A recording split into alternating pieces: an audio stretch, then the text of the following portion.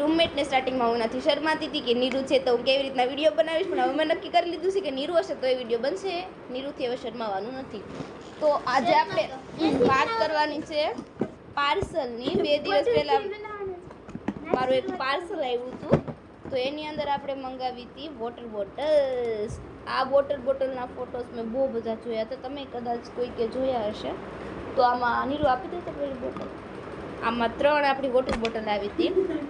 સૌથી મોટી સાઈઝની છે, આ છે 2 લીટરની, આ એનાથી નાની છે, આની ખબર નથી, અને આ ત્રીજી છે.